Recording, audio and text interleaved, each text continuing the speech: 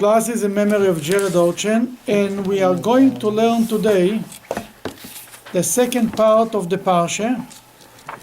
Last year we studied the first part of the Parshah. This time we will study on Parshat Miketz, the book of Genesis, chapter 42. And this is the story of Joseph's brother coming to buy food in Egypt. On page 468, it's chapter 42 in the beginning, and we will start as usual to read a little bit and we'll get into it. You have a question already? I should. No? Go ahead. 42. Please. Yaakov saw that food was being sold in Egypt. Yaakov said to his sons, "Why would you have everyone gazing at you?" Basically, Jacob told them it was a famine in the world, in Egypt, in Israel, everywhere. And he told his kids, go buy food. What means why you don't want everybody to look at you? Because the family of Jacob had food still. But he says, why you need everybody to speak? Oh, will these guys have food? We'll give them food. They're stealing from us. Go to Egypt. See what's going on. Buy food like everybody else. Continue. He said, "Behold, I have heard that there is food for sale in Egypt. Go down there and buy for us from there, so that we will live and not die." Okay, that he told them, go there, I hear there is food. It was like, it's something in Jacob pushed him to send his kids to Egypt. He didn't even know what it was. He says, I see something good is coming from Egypt. Go there, see what's going on. Okay. Joseph's 10 brothers went down to buy grain from Egypt. But Benjamin, Joseph's brother, Yaakov did not send along with his brothers, for he, Yaakov, said misfortune might befall him. Okay, first of all, Joseph's 10 brothers. If you say that Joseph's brothers went and Benjamin stayed on, you know that it's 10 brothers, right? Why the Torah needs to point out there were 10 brothers? From another mother. Because that sold him, the 10 brothers. Yeah, but the Torah here points out they went as 10. When they sold them, the Torah doesn't say they were 10 brothers. The Torah says the brothers sold them. Here is the first time the Torah points out that there are 10. Then the Jerusalem Talmud learns from here the whole concept of a minyan. That the minyan, they were 10. They felt that they will have 10 brothers together, they will have the power as a minyan to redeem, to find their brother. They knew that they sold them to Egypt. Their father didn't know, Jacob didn't know, but they knew exactly where he is, that they sold him to Egypt. They said our 10 brothers together, we'll have 10 together, will be able to make it. There is 3 places, we're not going to learn, we spoke about it once, not long ago. There are 3 places in the Bible learn for the minyan. This is one of them, the concept of the minyan. But Benjamin, Jacob didn't send. He says, who knows, maybe on the way something will happen to him. He says, why on the way? Rachel died on the way. Joseph died on the way. These guys have no good luck on the way. Let's keep them home. That was the logic. That shows the favoritism again of Benjamin? No, no favoritism. If you have the only child from your beloved wife is there, he lost Rachel and Joseph. He better keep Benjamin. Very normal. Besides, Benjamin was the youngest. Benjamin was at this time not a little boy. He was 30 years old, something like this. 32 years old. But still was the youngest in the family. And if something is wrong with this family, they go on the road, they don't come back. Then you keep them home. Okay, continue number 5. Sons of Yisrael came to buy among the others who came, for there was famine in the land of Canaan. Joseph was the ruler over the land. He was the one who sold to all the people of the land. Joseph's brothers came, and they prostrated themselves to him, with their faces to the ground. First of all, Joseph knew that his brothers will one day come. He set up by the borders, there were a list, anybody who comes, by customs. Every day, Joseph got a list. He was waiting for them. He says, these guys, a day earlier, a day later, they will come. They need food. They showed up, and Joseph summoned them right away. Not everybody who came to buy food in Egypt went to have a meeting with Joseph, you understand that? The whole world is coming to buy food. But then suddenly they said, oh, you! Oh, somebody's waiting for you. that they came down, they bowed down. The beginning of the dream begins to be fulfilled. Go ahead. He also saw his brothers and he recognized them, but he acted like a stranger to them. He spoke harshly to them and said to them, "Where did you come from?" They said, "From the land of Canaan to buy food." Joseph recognized his brothers, but they did not recognize him. Isn't that repetition? Okay, that's very good. It's a repetition. You already said that Joseph saw them and recognized them. Here you say again, Joseph recognized them, they did not recognize them. But Rashi says right here on page 471 in the bottom, a very interesting, he says two explanations. One a more literal explanation, one a more deeper explanation. More a Gadic explanation. Go ahead. Number 8 in the Rashi, in the bottom of page 471. For he left them as bearded men, but they did not recognize him. For he departed from them beardless, and now they found him fully bearded. He left, they were adult, full grown men. He was a boy, 17 years old. He didn't have a beard. Now they didn't recognize him. Besides that, why should they think that the ruler of Egypt is their brother? But he just changed. Then comes Rashi and says, a midrashic explanation is, Joseph recognized his brothers means that when they were in his power, he recognized the fact that they were his brother and took pity on them. But they did not recognize him when he fell into their hands to act towards him with brotherly. They did not recognize him. They did not want to see him a brother. 22 years ago when they sold him, they did not have Rachmones on him. Here is my brother, we should be nice to him. But when he recognized them as his brothers. He didn't turn his back to them. That's what it means. That's why the Torah is saying it again. He recognized them as brothers. They did not recognize him as a brother when he was in their end. 472, number 9, pasuk number 9. Joseph recalled the dreams that he had dreamt about them, and said to them, "You're spies. You have come to see where the land is exposed." Okay, Joseph remembered the dreams. Remember the dreams, and the dreams have to be fulfilled. That the first dream is fulfilled. 10 of the brothers are bowing down. But that's not the full dream. The full dream was every brother, 11 brothers, 11 stars, you remember? Mm-hmm. And in top of it, the sun and the moon. Mm-hmm. Where is the sun and the moon? We need the sun and the moon here. Then the sun is Jacob, the moon is his mother. If not, his mother is dead, Bilhah. Then Joseph is on the first level, on the surface, the whole agenda that Joseph is going to drive them crazy now, we're going to learn about it, is to fulfill the dreams. To bring Benjamin and Jacob to Egypt to bow down to him, because that was the dream. And he knew in a regular way, he sends a telegram to Jacob, "Oh, I'm here." Jacob says, "Very nice. Stay there. If you want, you can come to visit me. I'm not going anywhere." That would be the normal reaction from Jacob. Jacob did not want to leave Israel, as we're going to read later. Now, is this also sort of a cryptic kind of a comment also about the spies that were when we were in the Midbar? That I don't know. I didn't think about it. But I maybe. mean, 10 and then the 10 spies. and 10. Yeah. Interesting thought. Yeah. Yeah, They're trying to expose the land. Spy concept to begin with. You've come to expose the land. And that's way in the future. It's like everything would happen with the forefathers, happen with the children. It's a good point, yeah. And the same word used, meraglim, the same word. Very good, yes. Is this when slavery started for Jews in Egypt? When Joseph was sold as a slave, was the beginning of slavery for the Jews in Egypt. Yeah. Actually, Joseph, by being a slave earlier, saved for the Jews less time. He served time for the old people. Joseph alone paid off for most of them. He started the exile much earlier than the Jews came later, and the slavery came even later. Yeah. You can do it on the other side, because they sold their brother as a slave. That's why they end up to be slave in Egypt. Mm-hmm. You see, nobody can, that's something very important to remember. Nobody can control the Jewish people. It's only Jews can do it to themselves. They submitted their brother under the rule of Egypt.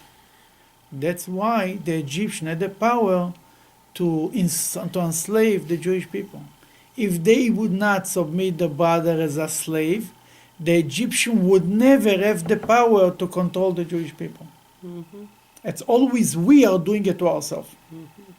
In every type of thing throughout history, if you look good, years ago, we mentioned once there was a story with a whole, that was the burning of the books of the Talmud in France in 50s, I don't know, it's like 500 years ago, 700 years ago. It started with a Jewish agenda of burning the books of Maimonides in France. Yeah, that's right. They empowered the Christian church to do it, the Jews. As an outcome, 10 years later, 20 years later, they burned all Talmud. And that's always like this. Always, always, always. The story we are now talking about Hanukkah, the Maccabees, how the Greeks, how the Romans made it to the land of Israel. We got invited. It was, they were invited by the Maccabees, by the two brothers. There were two brothers who were fighting with each other. One of them, the one who was outside of Jerusalem, summoned the Roman soldiers to come to help him to fight his brother. It's always starts from inside. Okay, we'll continue in the story. Number 10. They said to him, "No, my master, your servants have come to buy food. We are all the sons of one man. We are honest men. Your servants have never been spies."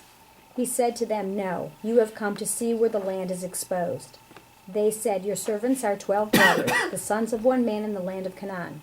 Behold, the youngest one is this day with our father, and one is no more." Why they to tell him this? It's strange. It is.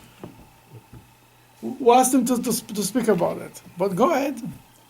Why did they say one is no more? I mean, what What does are you that going to say exactly about mean? What are you going to say about them? He's missing It it. doesn't say actually. he's dead. It doesn't. They couldn't say. Later they say he's dead. They couldn't say that. Well, what are you going to say? We sold them. But why do they have to It's mention missing. it? Why do they have to mention it? They wanted to show obviously that they are honest. Ah. That they are regular normal family and this. But the more they With talk, the more they get in trouble. dysfunction. Yeah, they Yeah. The more they talk, the more they get in trouble. Always like that. Go ahead. Number 14. Joseph said to them, "It is just as I said to you, saying, you are spies. You shall be tested in this manner by Pharaoh's life, and you shall not leave from here unless your youngest brother comes here." What he tells them, "Oh, you said you have a younger brother. If you will bring the young brother, I know that you tell me a true story. If not, I know you're liars." The moment they gave him information, they were in trouble. Go ahead. "You shall not leave here unless your youngest brother comes here. Send one of you and let him bring your brother. You will remain locked up, and your word will be tested, whether there is any truth with you. If not, by Pharaoh's life, you are spies." You are spies by Pharaoh's life. He has no problem to swear in Pharaoh's life a lie. Because he knows that they are not spies. He knows that his brother. But that's why he said by Pharaoh's life. Don't say by God or by anything. By Pharaoh's life is your spies.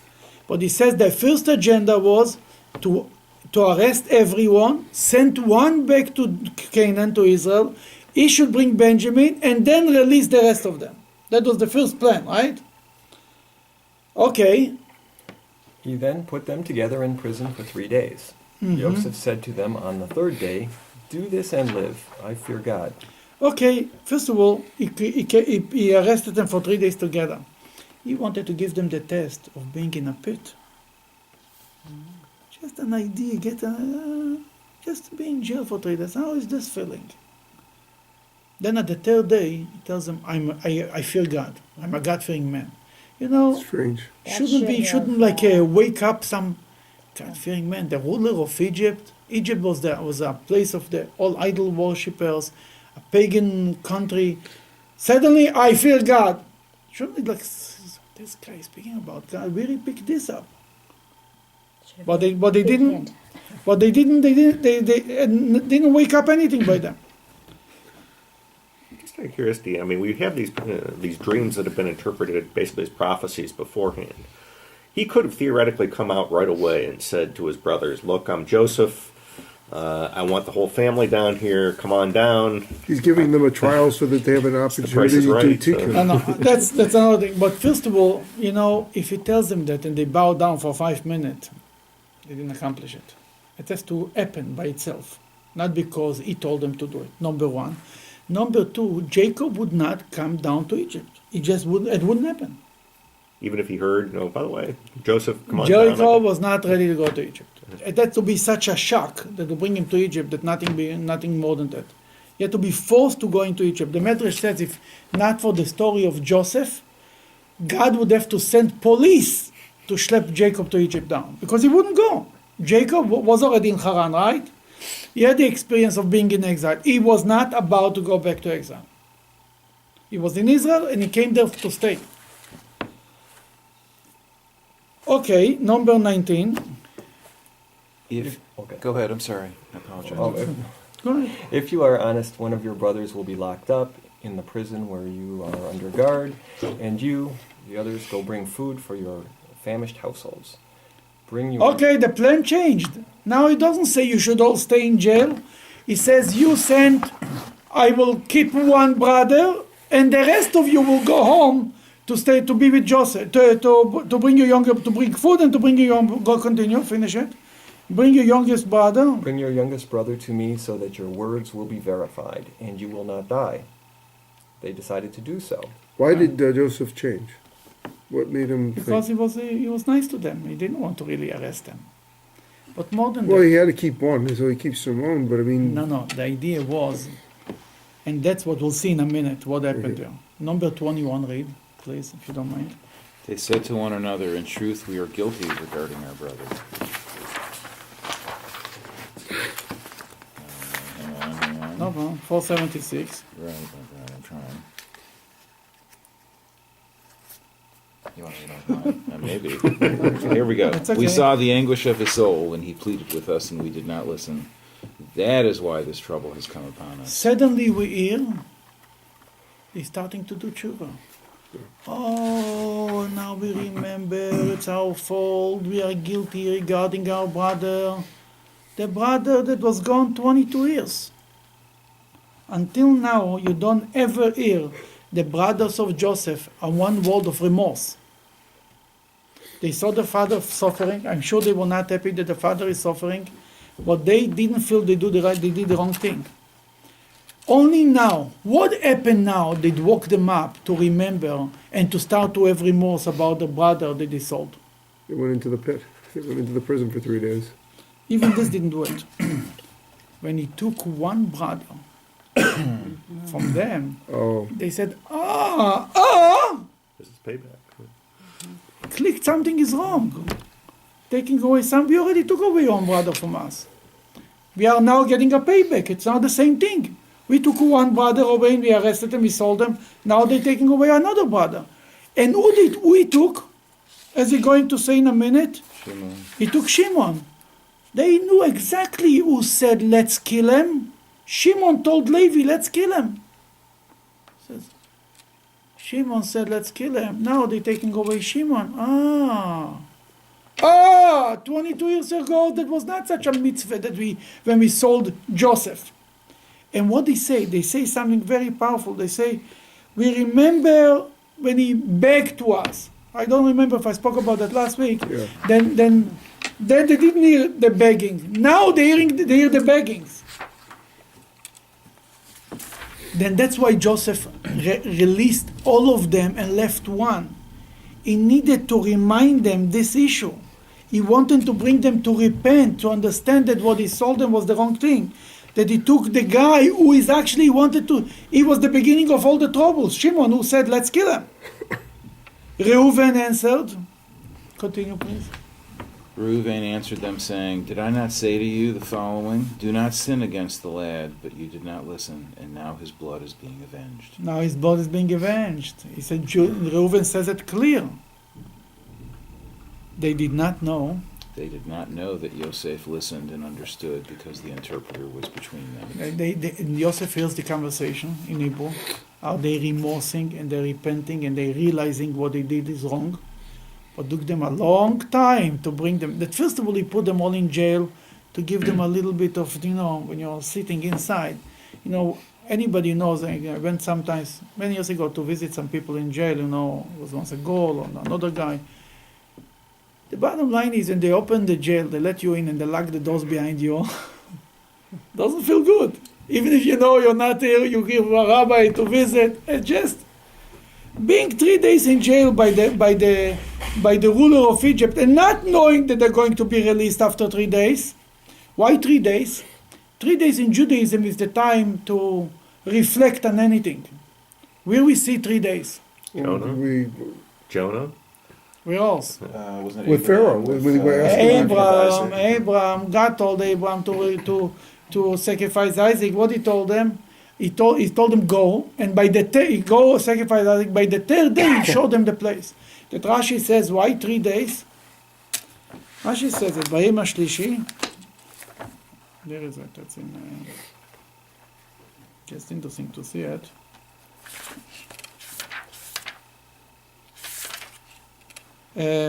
Number 232, number 4. The Rashi on the third day, 232, number 4 in the bottom. You want to read? Please. On the third day, why did he delay from showing it to him immediately? So that people should not say that he suddenly perplexed and confused him, and he became deranged. And had he had time to contemplate it, he would not have done it. People would say, "Oh, yeah, God confused them, and He sacrificed Isaac. He killed them." If he would think about it like a man, he would never do it. God gave him 3 days. The same thing here. Joseph gave them 3 days. Enough time to rethink everything that happened. They still didn't. And He took one away, and they took Shimon away. Oh, the lights come up.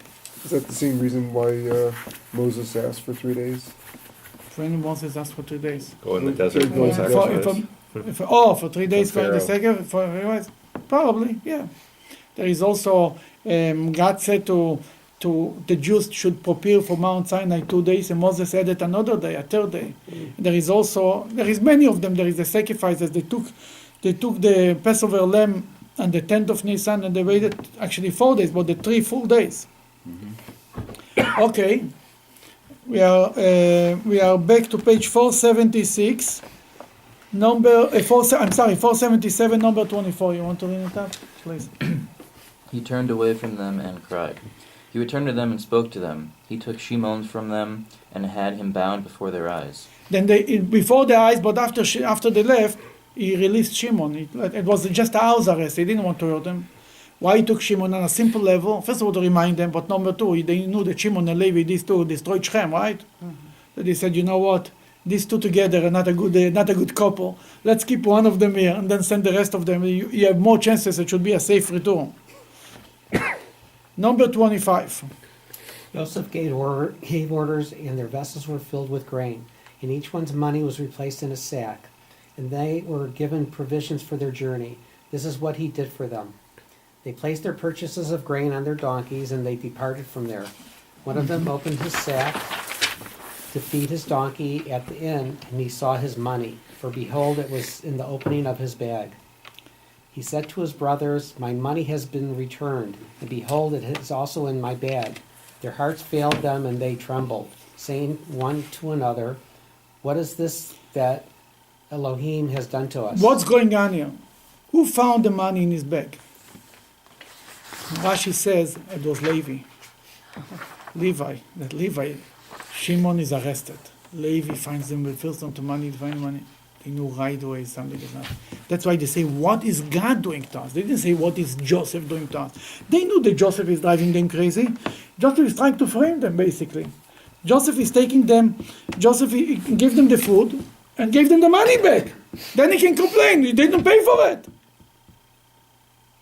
But they recognize it's coming from God, not from Joseph, not from the ruler of Egypt. And the name of God they use is Elohim. the God of nature. It's not the God of person. nature, It's not the judgment, personal God. judgment. God of nature and the God of judgment. Both of them, din.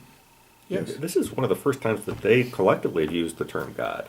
Joseph uses it, it's about a dozen times. But, You're right. Now that's the way. They're starting to get religious here. That's what Joseph wanted to bring them into. Yes, exactly. You're absolutely right. Go ahead, continue number 29. They came to their father Yaakov in the land of Canaan, and they told him all that had happened to them, saying, The master of the land, spoke to us harshly, and considered us as spies of the land. We said to him, We are honest people. We have never been spies. We are 12 brothers, sons of our same father. One is no more, and the youngest is this day with our father in the land of Canaan. The master of the land, said to us, This is how I shall know that you are honest.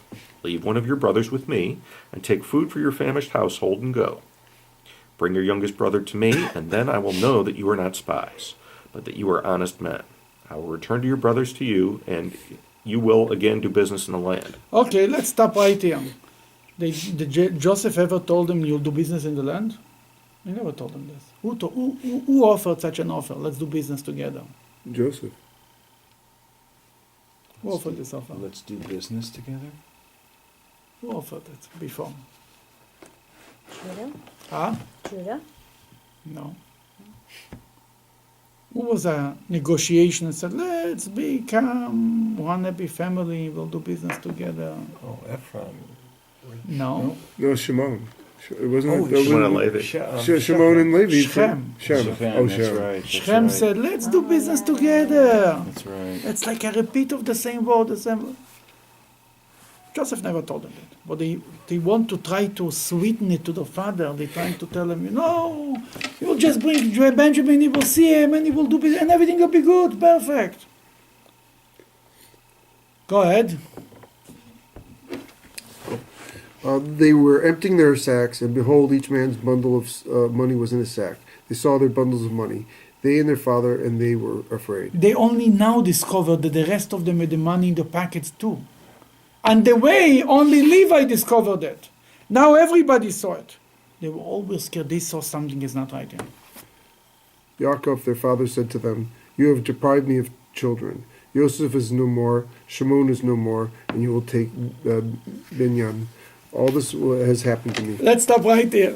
Jacob summed up the story. He says, guys, first of all, they come with such a strange story. Who would believe them even? Jacob knows one thing, Shimon is not here. These guys go for a trip, they come with one less. 22 years later, Joseph is gone, they come with a story, the coat, the blood, the doors, fine, one time an accident happens. Now they come, if you would be Jacob, 9 instead of 10 show up, these guys already, one disappeared already, and they come with a story, they went to buy food in Egypt, a most normal trip. The king or the ruler of the land called us, and he had all this story, we are spies. You think they lied to you? Who would believe such a story? You cannot even make up such a story. Why should the ruler of Egypt call 10 strangers to his palace and start to drive them crazy that they are spies, and then tell them give them money back? This whole thing looks strange. He thought they made up a story. For as much as he knows, how should he not believe them with them? Anybody would hear such a story. Are you real? Maybe this is the source for The Hangover. ruler of Egypt, what? Maybe this was the source for Hangover. It's a movie. It's crazy stuff happens. They say the truth is better. You cannot even make up such stories. You come up with such a story. I mean, Jacob is sitting there. He doesn't know what to do with that, with this information. They come with food and with the money back, with a brother less, with a story about a ruler in Egypt. They took, and what's the agenda? To take Benjamin. The only child that he has, the one we didn't allow to go, they want to take him too. The Jacob sums up in one word. You took Benjamin, you took Joseph, you took Shimon. Shimon is gone, and you want to take Benjamin. That's the bottom line. All these stories, he told me, he told you, he told you, he told them. It's all stories. This is the facts. Reuben spoke to him. Reuben spoke to his father, saying, Put my 2 sons to death, if I do not bring him Benjamin back to you. Give him into my hands, and I will return him to you. He, Yaakov, said, My son will not go down with you, for his brother is dead, and only he remains. Should misfortune befall him, On the way you're going, you will bring my white head down to the grave in sorrow. What is he really saying? He's not doing it. Reuven is telling him, if I will not bring Joseph, you'll kill his two sons. Rashi says something very interesting. You want to read the Rashi number 38? Read the Rashi number 38. You want to read Rashi number 38? My son will not go down with you. He did not accept Reuven's offer. He said, this firstborn is a fool. He offers to kill his sons. Are they his sons only and not my sons? What are you telling him? To kill his grandchildren? What kind of an offer is this? That's an offer you cannot refuse. Whoa, that's amazing. The offer was not accepted. Reuven, as we're going to speak about Shabbos, Reuven didn't make it as the leader. That's not the offer you give. Yeah, the last guy who was giving up his children was Lot, remember, with his daughters. Exactly. That's what it sounds like this. Kill my sons. Oh, really? That will bring me a lot of comfort. Okay, go ahead. Another little point. On the previous page, in 28, they find out that there's money in one of the bags, and their comment is, what is this that Elohim has done to us? And only later do the rest of them bother to check to see whether they... No, they didn't open their suitcases. They were on the road. So? They were on the road. They saw he opened to take out food for some reason. He found the money. They were already scared. They came home. Everybody opened the suitcases. They found the same thing. They were shocked. They didn't expect. They thought maybe it's only happened to Levi. They didn't know. They didn't think that's happened to every. They didn't start to check all their suitcases and all their luggage, to open everything. It was on the horses and the camels. I mean, it wasn't such an easy thing to do. Even I wouldn't open my suitcases middle of the road. It's closed. It's closed. Go. Okay. How long a trip was that? From Egypt to Israel. You tell me how long it would take such a trip on camels. Well, are they going up by the coast, I assume, through the Asking me how Negev? they go. You know. That would be the fast They're way. going across the Sinai. Obviously, they go the fastest way. From Beer Sheva, they lived. So I mean, you're talking- Shechem, Beer Sheva, whatever. I so think you're Beer talking about the Sheva. far south. Beer Sheva. From Beer Sheva to Egypt, how long it take? 2 weeks. A week. Week. Yeah, a week. They didn't look in their bags for a week. I mean, they stopped Took in longer the because they were in prison for 3 days. Remember that. Took even longer. chapter 43. Go ahead. The famine was severe in the land. When they had finished eating the food that they had brought from Egypt, their father said to them, go back and buy a little food for us. You know, the father says Benjamin is not going. But but then the food is ending. And reality kicks in, and there is nothing to eat, and you have to do something. Reality is stronger than all your philosophies and all your commitments. You need to eat, right?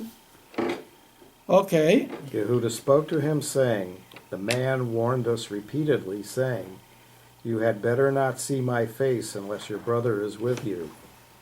See, Yehuda is taking responsibility.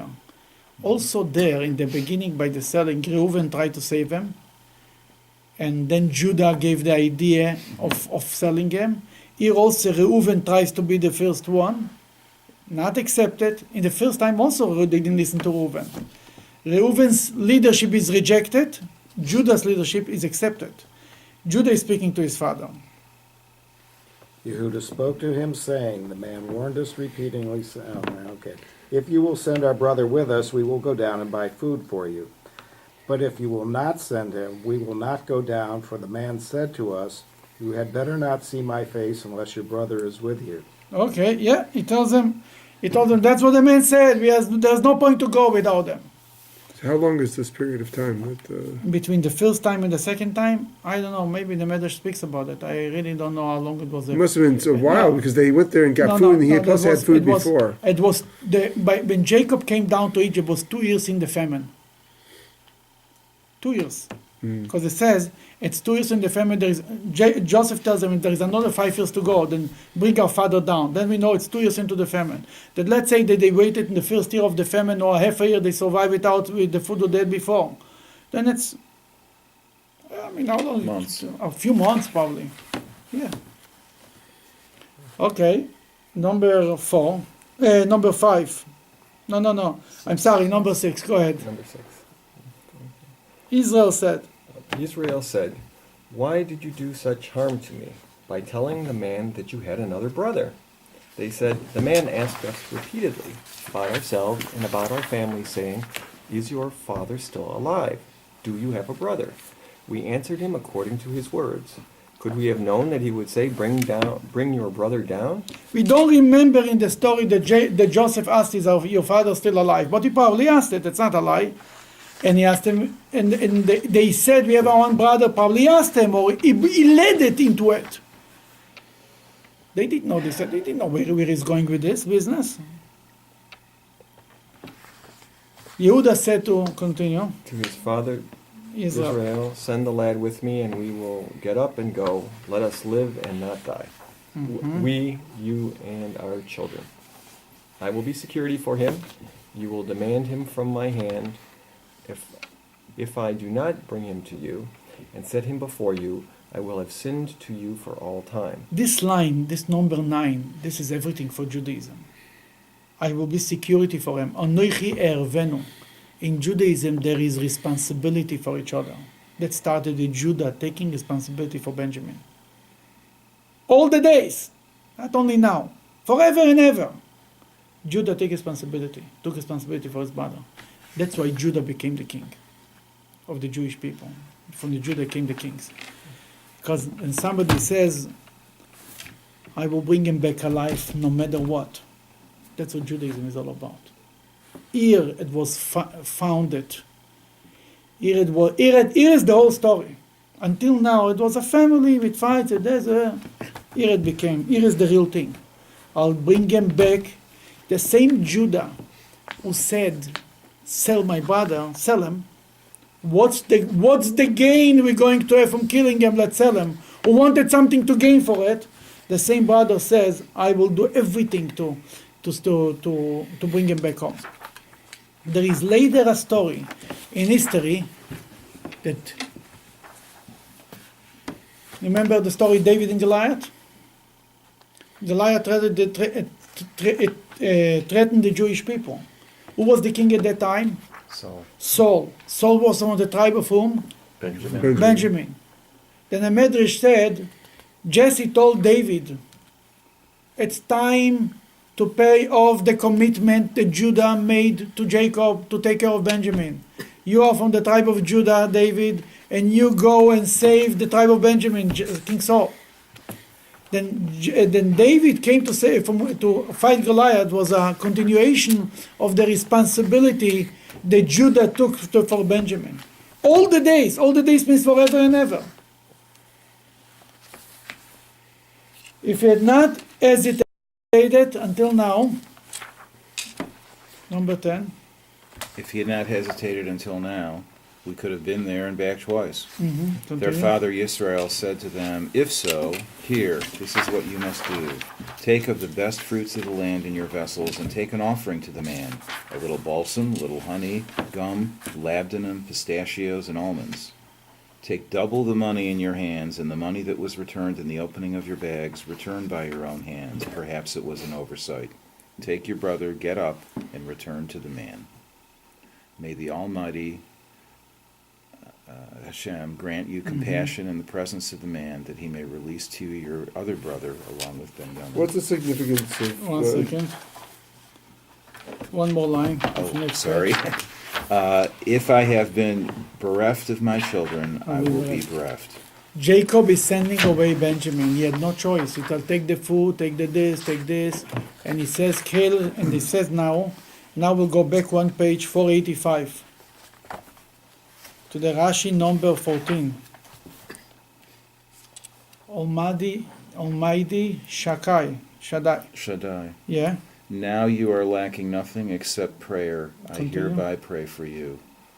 Almighty Shaddai, whose mercy is Shaddai, sufficient, and who has it in his power to give. May he be merciful to you. That is the plain meaning of Shaddai. The Midrashic explanation is, he who said to his universe, "Enough," may he say to my troubles, "Enough." Shin Daled Yud comes from the word dai. Dai means enough. Dayenu. Tayenu, exactly. For I That have is- had no rest from my youth, suffering the trouble of Lavan, the trouble of Esav, the trouble of Rachel, the trouble of Dinah, the trouble of Yosef, the trouble of Shimon, and the trouble of Binyamin. So Jacob said, enough is enough. That's why he's using the name of God that comes to the word die. Die means enough. Isn't that from the Moshe, the burning bush conversation, the Shaddai, the Yes, previously... yes. Also the same idea. But here it's, I think, used the first time in the Bible, I think. Did you know it from before? I'm thinking. Go ahead, you know it from before? Shaddai's used before that. We have, yeah. Yeah, It's an Abraham story. Yeah, I thought it was the Abraham story. And which is an Abraham story?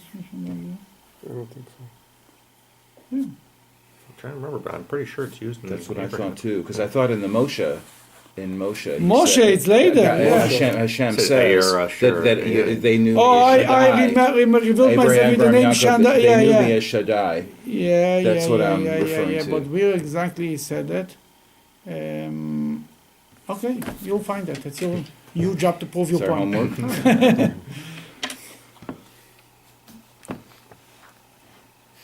Go ahead.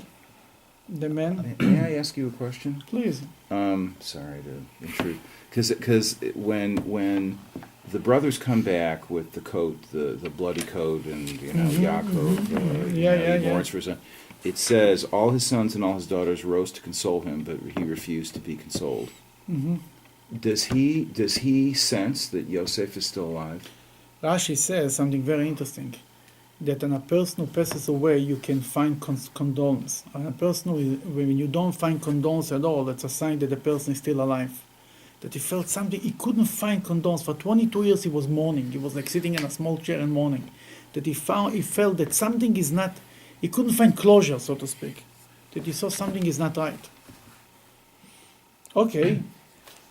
The men took that offering, and they took double money in their hands, and they took Benjamin. They rose and went down to Egypt, and they stood before Joseph. You can imagine how Jacob felt when the whole family left with Benjamin. They're gone. Everybody's gone. Yeah, they said, the man, they said. Okay, let's continue. When Joseph saw Benjamin with them, he said to the one in charge of his house, "Bring these men to the house, slaughter an animal, and prepare it, for these men shall dine with me at noon." He invited them for dinner. Beautiful. For lunch, actually. The man did as Joseph. Go ahead. The man did as Joseph said, and the man brought the men to the house of Joseph. They are again invited to Joseph's house. They thought it's over. No. Continue. The men were afraid because they had been brought to Joseph's house, and they said, because of the money that was returned in our bags previously, are we being brought here, that he may turn on us and come down on us, and take us for slaves among with our donkeys. They approached the man who was in charge of Joseph's house, and they spoke to him at the entrance to the house. They said, "Please, my master, we came down the first time to buy food. When we came to the inn and opened our bags, behold, each man's money was in the opening of his bag. It was our own money in its full weight. We have brought it back in our hand. We have also brought other money in our hand to buy food. We do not know who put the money in our bags." They right away came to admit, to say, we have not. They thought, why they are summoned to the ruler again? Again, Tzores, again, Potobo. Oh, he wants to take us as slaves. That they came and they on their own initiated it. They came and they said, we never took the money. Here is the money. Here is everything. Go ahead. He, the man said, He, the man, said, "Peace be with you. Do not fear. Your God and the God of your fathers has given you a hidden gift in your bags." Again, he's speaking, Joseph. Yeah, speaking Joseph about God language. again. Your money has come to me. He then brought Shimon out to them. that they saw right away that there is nothing against them. We are not going to hurt them. Okay. We took out Shimon. Now they reunited with Shimon. Good news. The man brought the men into the house of Joseph. He gave them water, and they washed their feet. He had feed given to their donkeys. They prepared their offerings to be ready when Joseph came at noon, for they had heard they would eat there. Joseph came to the house.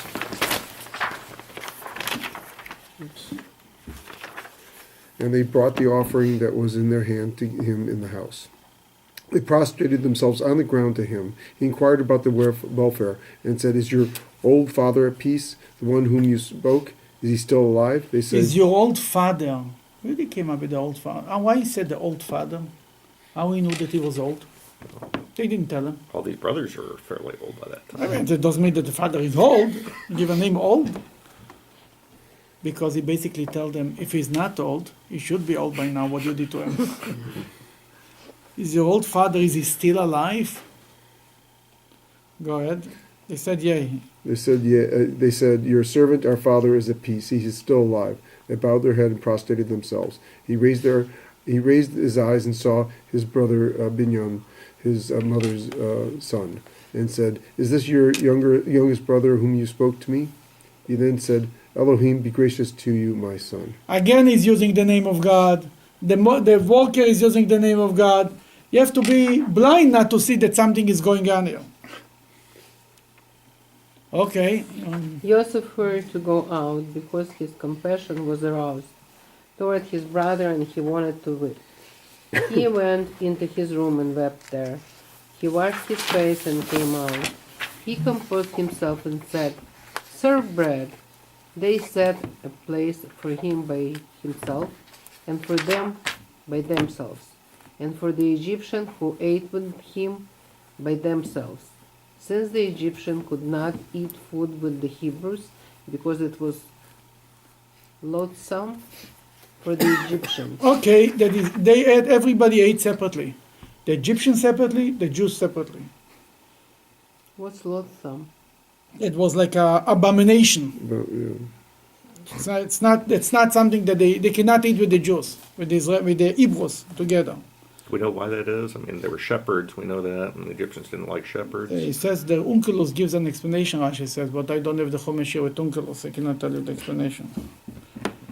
Okay, number 33. They were seated before him, the firstborn, the oldest according to his birthright, and the youngest according to his youth. The men looked at each other in astonishment. Oh, now they saw something is wrong here. Joseph says, "You sit here, you sit here." How does he know who is older and who is younger from 4 different wives? It's complicated to know who is whom. And he knew exactly how to say it. Then the Medrash says, Rashi says it, came to Benjamin, he told Benjamin, "You do not have a mother, I do not have a mother, come sit next to me."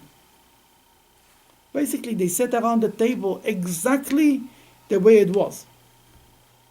Continue, number 34 in top. He had portions carried from before him to them. Benjamin's portions was greater than all of theirs, 5 times as much. They drank with him and became intoxicated. Okay, let's look the Rashi, the bottom. They became intoxicated with him.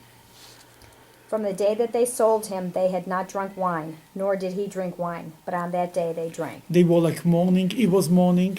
They were mourning. Nobody was happy from this story. This is the first time they didn't realize, but the whole family was reunited, and they were drinking and having fun. It's strange. We just went through this whole thing about the Egyptians don't eat with the Hebrews, and now he's eating with them. He's eating with them. I know. Yeah, but they they had to realize that something. But he invited them for the dinner, so to speak. I don't think that they knew at that time what's going on. You understand? I understand. The text says that the Egyptians, the Jews don't eat together. I don't think when they were sitting by the table, they realized the difference that the Egyptians have to sit here and the Jews have to sit here. Go ahead. The footnote on the preceding page says, since the Hebrews eat meat of sheep, which the Egyptians worship. Yeah, I know that, but where is it written that they actually ate meat? I mean, and that's what I'm saying. I don't think at that time when they were sitting with Joseph knew that they are sitting in a different table because they're Hebrews. That's what I'm saying. Okay, chapter 44, number 1. Today we read a lot more than ever before because it's a part of the story. We need to. It drives them crazy. Yeah. He commanded the one in charge of his house, saying, "Fill the men's bags with as much food as they can carry, and place each man's money in the opening of his bag. And my goblet, the silver goblet, put in the opening of the youngest one's bag, together with the money for his purchase of food. He acted according to the word Joseph had spoken. With the morning light, the men were sent on their way together with their donkeys. They had just left the city. They had not gone far.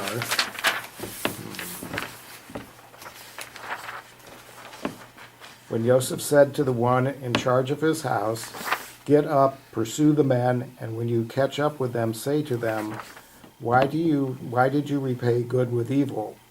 Why, this is the goblet from which my master drinks. He uses it for divination. You have acted badly in what you have done." He caught up with them and spoke these exact words to them. They said to him, "Why does my master speak such words?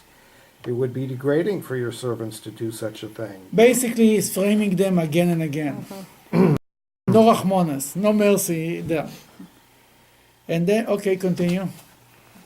Behold, the money that we found in the opening of our bags we brought back to you from the land of Canaan. How then could we have stolen silver or gold from your master's house? He among your servants with whom it is found, he shall die. We will also be servants to my master. Look what they offer. They said the one among them who caught stealing should die, and the rest will be slave. Who offered such a thing? Jacob. Jacob offered such a thing. And Laban accused them of stealing. Remember? The Idol. idol. It Idol, was the Rachel. Trophim. He said the one he didn't know. They repeat the same thing again, the same word. Is he setting this whole thing up because they sold them for money? And now we're Then seeing before we the finish the class, we will not finish this. The bottom line is what they wanted. What Joseph wanted from their lives. Wanted to know. Tikkun, he There wanted to help is, them. to do tshuva, you have to be in the same situation. If not, it's not a true level of tshuva. To repent, to know that you repented, that you changed your ways, is only when you're in the same situation. Somebody has an alcoholic problem. How we know that he got cured from it? When he's alone by himself in the room and there is a bottle of vodka on the table and the same vodka that he really likes, and he doesn't take it, he knows they get cured. Someone has a shoplifting problem. He's in the same store and there is no cameras and he can pick up the same thing and he doesn't do it. For them to do tshuva, to repent for their sin of selling a brother, Joseph had to create the same scenery that he created a situation that another brother from the same mother, from Rachel, who is in the same situation, that somebody wants to take away. They're for sure not selling Benjamin, they're for sure not hurting him. Somebody wants to take him. Are they going to allow to take the brother away or not? And they brought it to the edge and moved it and pushed it all the way to the edge. And they said, we will all stay with them as slaves. We'll stay together. He said, no. Joseph played, he's the gentleman. The one who was doing it will stay. The other ones should stay there. And only when they were ready, they said, we cannot leave. Judah says, I'll be instead. I'm a better slave, I'm better everything. Joseph pulled it all the way to the edge. One more minute, it was a war there in Joseph's room, because these 12 brothers were not schleppers, as we know that they killed, only 2 of them killed the whole city of Shem. You know, these guys can do a lot. It's true that it's a country. Joseph was not afraid of them, but they were ready to kill and to be killed. Then what he was but then only by the last second, he told them who he is. When he saw that they completed the turning around, it was 180 degrees, for the same brother, youngest brother, and they thought when he blamed the brother that he stole the goblet, the brothers thought maybe he did it. They were not sure he didn't do it. What Judah says doesn't make a difference. They didn't do it. I promised my father I'm bringing Benjamin back. I'll stay here. Really, what's the comfort? Can you imagine they all show up with Benjamin? Where is Judah? He's gone. Every day you guys, you're just changing. It's like a Revolving. No, this guy's gone. This guy's coming. What's going on here? But Judah felt that he cannot, and only then that's the reason why Joseph did it. It's still written that it was not right from Joseph's point of view. From some opinions say that Joseph died the youngest. from the 12 brothers. I think the first one. One of the reasons that's written in the commentaries is because he put through the brothers this. Because if he wouldn't put, because it's not his job to make them do tshuva. It's not your job to be God's lawyer. If they have to do tshuva, that's between them and God. You don't drive them crazy for no reason. And ultimately driving Jacob crazy, schlepping Benjamin down. That on the surface, it was for the purpose of them for Benjamin to bow down. There is many reasons for every story. But the best explanation why Joseph put through the whole thing is, beside on the simple level that he wanted to bring them to Egypt, and he wanted to eventually bring Joseph, according to some commentaries, Joseph didn't allow Benjamin to go back to home. Because he wanted Jacob to come. He knew if Benjamin will go, not necessarily, oh, Joseph is alive, mazel tov, mazel tov. Tell him to send me a picture. If he wants, he can come to visit me. But they kept Benjamin by him, according to some commentaries. It all was to bring Jacob down to Egypt. It was very hard job, very big job to bring him. But on a deeper level, he wanted them to do tshuva, and the brothers passed the test. They changed completely. They took responsibility for each other, especially Judah, and that's why we are called Jews. We are named after the concept of taking responsibility. That's what what makes the Jewish people and what they are.